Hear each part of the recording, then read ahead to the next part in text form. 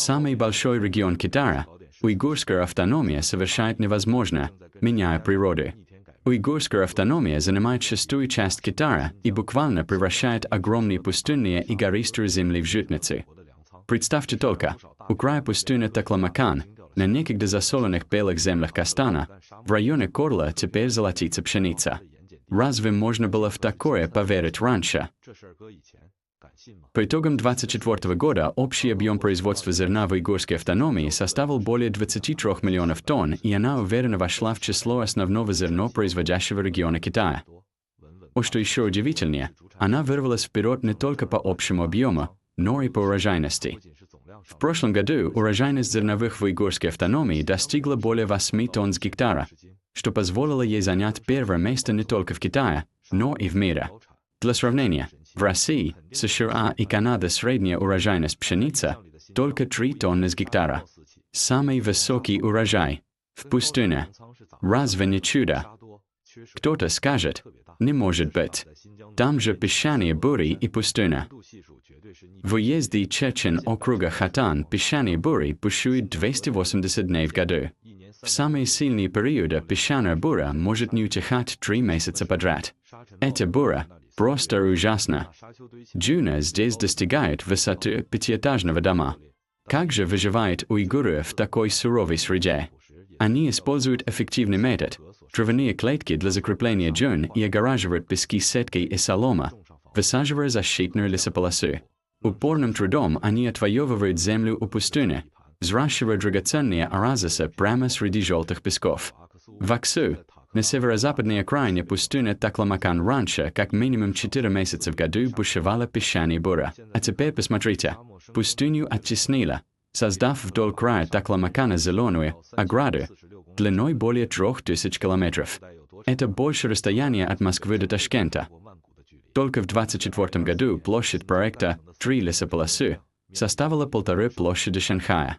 Экологические активисты на Западе, кроме как выходить на улицы и выкрикивать лозунги, ничего не делают. А реальные борцы с опустыниванием в уйгурской автономии просто упорно работают. Но что делать, если нет воды? Уйгуры снова проявляют свою упорную волю. Они нашли способ использовать даже паводковую воду, которая обычно считается бедствием. В 2024 году объем паводковых вод, использованных для орошения, достиг 57 миллиардов кубических метров. Это в 2,5 раза больше, чем вмещает Копчегайское водохранилище в Казахстане. Ак удалось в значительной степени решить проблемы водоснабжения. Когда решили проблемы с водой, раскрылось естественное преимущество. Это бескрайнее ровное поле. Просто идеальная площадка для сельхозтехники. Сейчас уйгурские фермеры ведут хозяйство не так, как раньше. Прошли те времена, когда они, согнув спину, мотыжили землю. Сейчас все зависит от спецтехники, внедренную интеллектуальную систему интеграции полива и внесения удобрений. Они точно знают, сухая почва или нет, и подают воду и удобрения точно и дозированно. В небе дрона, оснащенную навигацией, снуют туда-сюда, беря на себя такие тяжелые работы, как посев и опрыскивание. Машины работают быстро и точно, эффективность растет скачкообразно. Другой дар природы – большая разница температур днем и ночью. Жарким днем тепло накапливает энергию, холодная ночь способствует накоплению питательных веществ. Ученые разработали новые сорты риса для пустыни. Вегетационный период сокращен более чем в 2 раза. Чем же занять землю в освободившийся период? Предусмотрительные уйгуры высаживают хлопок. Коэффициент использования земли резко возрастает, а доходы фермеров растут.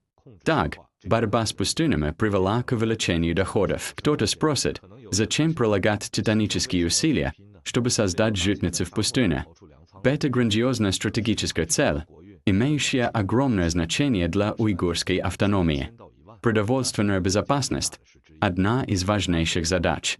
Как гласит древняя мудрость, среди бесчисленных дел самое важное – это еда. В прошлый год ситуация с глобальной продовольственной безопасностью стала более напряженной.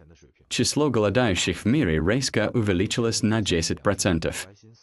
Зачем уйгуры постоянно осваивают пахотные земли, увеличивая площади под зерновые? Цель одна. Уйгурская автономия достигает самообеспеченности и продовольственной безопасности.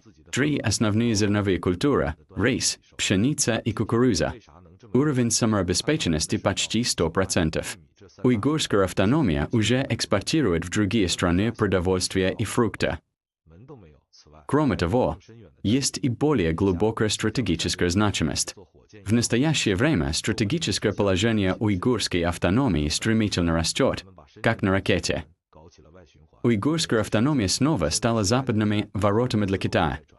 С открытием нового шелкового пути уйгурская автономия возвращает свой статус, связывая торговыми путями Китай с Центральной Азией, Ближним Востоком и Европой. Что это значит? Это означает, что когда в будущем Китай столкнется с непредвиденными потрясениями, и морские торговые пути окажутся под угрозой, эта драгоценная земля, уйгурская автономия, станет для Китая единственной крупной артерией для внешней торговли и обеспечения энергоресурсами. Это не просто возвышение древней уйгурской земли под китайским названием Синьцзян. От уйгурской автономии зависит экономическая и стратегическая безопасность всего Китая.